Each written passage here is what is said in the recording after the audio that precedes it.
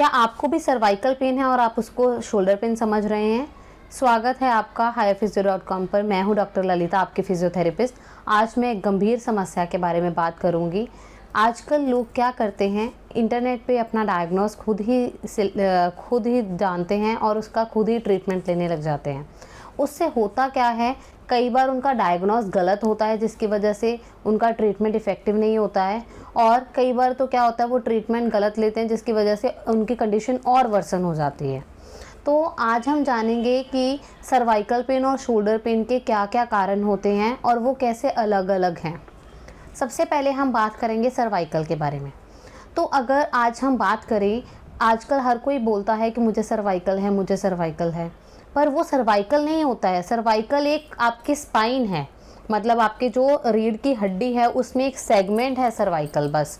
उसमें अगर कोई आपको दिक्कत आती हैं, वो उसकी अलग अलग बीमारियां हैं। जैसे आज हम पहले 4 बीमारियों के बारे में बात करेंगे, जो कि है पहली सर्वाइकल स्पॉन्डिलाइटिस, दूसरी है आपका अपर क्रॉस सिंड्रोम, तीसरा है आपका पोस्टरल सिंड्रोम और चौथा है आपका सर्वाइकल रेडिकुलोपैथी। एक एक करके हम सभी पे चर्चा करेंगे।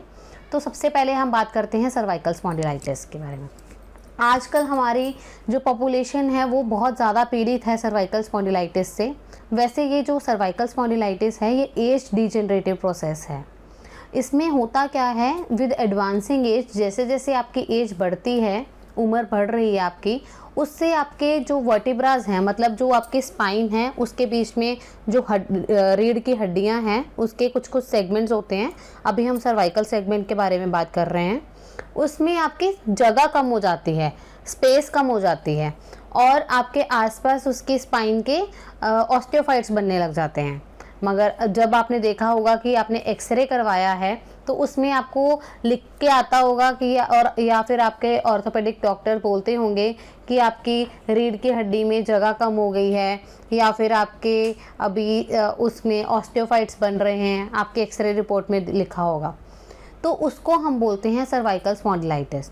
उसमें होता क्या है, आपकी गर्दन के पीछे से पूरे मसल्स जकड़ जाते हैं, आपके हड्डी में चेंज आने लग जाता है, जिसकी वजह से आपको बहुत पेन होता है।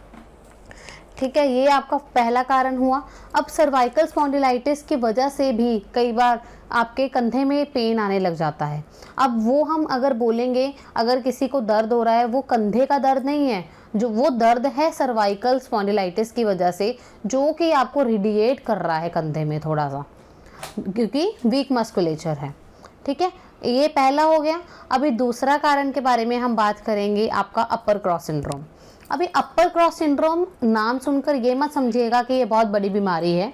इसमें कुछ नहीं है, आपके मसल्स का इम्बैलेंस होता है, मतलब आपके मांसपेशियां बैलेंस में नहीं रहते हैं, जिसकी वजह से आपको गर्दन में बहुत तेज़ दर्द होता है। अभी इसमें क्या होता है, अगर आप देखो कि आपके ये जो चेस्ट मसल्स हैं और आपके ये जो गर्दन के पीछे वाले मसल्स हैं, ये साइड से आपको इधर बहुत तकलीफ होती होगी, या फिर जब आप बहुत ज़्यादा काम कर लेते हैं उसके बाद आपको बहुत परेशानी होती है, इधर से आपका पूरा गर्दन इतनी दर्द होता है। वो क्यों होता है? इसमें एज रिलेटेड कोई प्रॉब्लम नहीं है। इसमें हमारे आते हैं जैसे कि आईटी प्रोफेशनल्स हैं, या फिर जो बहुत ज़्यादा फ़ोन यूज़ करते हैं या कंप्यूटर पे लगातार काम करते रहते हैं, उसकी वजह से क्या होता है, आपकी ये जो मांसपेशियां हैं ये बहुत ज़्यादा अकड़ जाती है, ये और ये जो चेस्ट की मसल्स हैं इसमें बहुत ज़्यादा टाइटनेस आ जाती है, और आपके ये जो डीप नेक फ्लेक्सर्स हैं ये वीक हो जाते हैं। आपका पॉस्चर ऐसे हो जाता है जिसको हम बोलते हैं फॉरवर्ड हेड पॉस्चर, आपकी गर्दन आगे आ जाती है। ठीक है, इसकी वजह से जो आपको गर्दन में दर्द होता है, आपकी गर्दन बहुत स्टिफ रहती है, उसकी वजह से आपको पेन होता है, उसको हम बोलते हैं अपर क्रॉस सिंड्रोम। अब इसमें भी आपकी जो दर्द है वो सर्वाइकल में हो रहा है, पर वो मसल इम्बैलेंस की वजह से हो रहा है। अगर आप उसको ठीक करोगे, मतलब आपकी हड्डी में कोई दिक्कत नहीं है या आपके कंधे में कोई दिक्कत नहीं है, पर मसल्स की वजह से ये जो मसल्स हैं इसमें शोल्डर में भी आपको स्टिफनेस आ जाती है, तो आप गलत डायग्नोस करने लग जाते हो कि आपके कंधे में दर्द है, जबकि प्रॉब्लम आपके गर्दन में है। अब हम अगर तीसरा कारण देखते हैं कि जो कि है सर्वाइकल रेडिकुलोपैथी, इसके बारे में आपने सुना होगा, आजकल बहुत ज़्यादा चर्चा में है। अभी क्या बोलेंगे, जैसे कोई बोलता है मुझे गर्दन से दर्द हो रहा है पर मेरे हाथ में बहुत ज़्यादा मूंगी आ रही है, या कोई बोलता है कि उसमें मेरे हाथ में नमनेस आ रही है, या फिर कोई बोलता है कि मेरे हाथ में बहुत ज़्यादा इतना पेन हो रहा है जैसे कोई चाकू से कट मारा हो। ये आपका नर्व पेन होता है। अभी इसमें भी क्या होगा कि आपके जो सर्वाइकल मसल्स हैं वो टाइट हो रहे हैं बहुत ज़्यादा। अभी आपका अगर ये जो रीढ़ की हड्डी है, आप इस पिक्चर में देख सकते हैं, इस रीढ़ की हड्डी में से आपके जो C1, C2, C3, C4, C5, C6, C7 7 vertebras हैं, उसके साइड में से हमारी नर्व रूट्स निकल रही हैं। अभी मसल बहुत ज़्यादा टाइट है, उसकी वजह से वो कंप्रेशन डालती हैं उस नर्व पर। वो नर्व आपकी सप्लाई करती है हाथ में।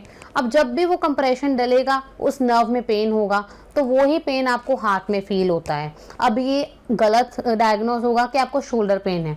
शोल्डर पेन, क्योंकि शोल्डर में तो कोई दिक्कत आ ही नहीं रही है, प्रॉब्लम आपकी गर्दन में है। जब आप गर्दन को ठीक करोगे, अगर वहाँ से आपका कंप्रेशन हट गया नर्व का, तो उससे आपको शोल्डर, जो आपको हाथ में दर्द आ रहा है वो भी ठीक हो जाएगा। तो ये हमारा मिसकंसेप्शन जो तीसरा था सर्वाइकल रेडिकुलोपैथी का। चौथा हम बात करते हैं पॉस्चरल सिंड्रोम के बारे में। आजकल आप देखोगे इसकी सीडेंट्री लाइफस्टाइल की वजह से, चाहे आप बच्चों को देख लो, चाहे आप बूढ़ों व्यक्ति को देख लो, सभी लोग अपने अपने कामों में मशरूफ़ रहते हैं, या फिर एक दूसरे से बात नहीं करते पर अपने अपने फ़ोन में लगे रहेंगे, या फिर अपना फ़ोन यूज़ कर रहे हैं, या फिर जो आजकल पढ़ने वाले बच्चे हैं वो भी अपने लैपटॉप्स यूज़ कर रहे हैं, या फिर IT प्रोफेशनल्स हैं। मतलब उसकी वजह से आपका पोस्चर ख़राब हो रहा है। मतलब आपका पोस्चर ऐसे होने लग जाता है कि फॉरवर्ड हेड है और ये जो शोल्डर्स हैं ये ड्रूपिंग शोल्डर्स हो जाते हैं, मतलब आपके कंधे नीचे को गिर जाते हैं। वही फिर उसकी वजह से आपके ये जो मसल्स हैं, मांसपेशियां हैं, ये टाइट हो जाते हैं। कई बार तो आपको सर में भी इतना तेज़ दर्द होता है, आपको लगता है कि पता नहीं क्या हो गया। वो भी आपको इसी तकलीफ़ की वजह से हो रहा है, क्योंकि आपके मांसपेशियां बहुत टाइट हो रहे हैं, जिसकी वजह से आपको सर में दर्द होता है। इसे हम बोलते हैं सर्वाइकोजेनिक हेडेक। तो इसमें आपको चक्कर भी आने लग जाते हैं, कई बार इतना गंभीर हो जाता है। ये आपके पोस्चर की वजह से है। अभी अगर आप पहले इन मांसपेशियों को सही करोगे जो जो आपके पोस्चर की वजह से ख़राब हुई हैं, उसके बाद आप अपने अर्गोनॉमिक्स पे ध्यान दोगे, अपने पोस्चर पे ध्यान दोगे, अपने मसल्स को स्ट्रेंथन करोगे, उससे आपको इस प्रॉब्लम में भी निजात मिलेगी। ये भी, इसमें भी आपकी शोल्डर स्टिफनेस हो जाती है, जिसकी वजह से आपको लगता है कंधे में दर्द है, जबकि प्रॉब्लम आपके पोस्चर में है, ना ही कि कंधे में। उसको ठीक करोगे तो आपको वो कंधे का दर्द भी ठीक हो जाएगा। आगे बढ़ने से पहले अगर आपने इस चैनल को सब्सक्राइब नहीं किया तो सब्सक्राइब कर दीजिए, ताकि आपको बढ़िया बढ़िया इन्फॉर्मेशन मिलती रहे ऐसे ही। और अब हम बात करेंगे शोल्डर पेन के बारे में। शोल्डर पेन में अभी हम कुछ कॉमन बीमारियों के बारे में बात करेंगे जो कि आजकल ट्रेंडिंग में है, जैसे कि आपका फ्रोज़न शोल्डर है, आपका सुप्रास्पाइनेटस टेंडिनाइटिस है, आपके रोटेटर कफ इंजरी है, या फिर आपको स्ट्रोक की वजह से आपका मसल एट्रोफी हो रहा है, या फिर आपको मसल स्ट्रेन है। अब एक एक करके हम इन सब पे चर्चा करेंगे। सबसे पहले हम बात करते हैं फ्रोज़न शोल्डर के बारे में। आजकल ये बहुत ही गंभीर समस्या बनती जा रही है, क्योंकि इससे बहुत लोग पीड़ित हो रहे हैं। अभी फ्रोज़न शोल्डर में क्या होता है कि आप अपना कंधा ऊपर नहीं उठा पाते हो पूरा, ठीक है। या तो आप, इसमें भी 4 स्टेजेस होती हैं, वो हम कोई और नई वीडियो बनाएंगे जिसमें हम इसके बारे में डिटेल में बात करेंगे। पर अभी आप इसमें समझ लीजिएगा कि आपका कंधा नहीं ऊपर उठ पाता है। इसमें आपका कंधा ऊपर नहीं उठ पाता है तो हम इसको बोलते हैं कि शोल्डर आपका फ्रोज हो गया है, या फिर आप अपनी लैंग्वेज में बोलते हो कि आपका कंधा जाम हो गया है, ठीक है। उसमें बहुत दर्द होता है, क्योंकि आपकी जो मसल है वो इम्पिंच करती है, उसकी वजह से उसमें इन्फ्लामेशन आ जाती है। ये मोस्ट कॉमन, इसका कोई कॉज नहीं है, पर कहते हैं कि अगर ये डायबिटीज़ हो पेशेंट को तो फ्रोज़न शोल्डर होने के चांसेस बहुत ज़्यादा बढ़ जाते हैं, ठीक है। दूसरा कारण है आपका सुप्रास्पाइनेटस टेंडिनाइटिस। अब इसमें क्या है, जो आपका सुप्रास्पाइनेटस एक मसल है, वो आपका टेंडन है जो, उसमें आपको इन्फ्लामेशन हो जाती है। और इसमें आपका एक पेक्यूलियर फीचर होगा कि आप हाथ तो ऊपर उठा पाओगे बिना दर्द के, पर उसको वापस लाने में आपको बहुत तकलीफ़ होती है। इसमें हम एक टेस्ट भी करते हैं, एम्प्टी कैन टेस्ट। अगर वो पॉजिटिव आए तो हम बोलते हैं कि आपको सुप्रास्पाइनेटस टेंडिनाइटिस है। अब हम बढ़ते हैं आगे, जो कि है आपका मसल एट्रोफी।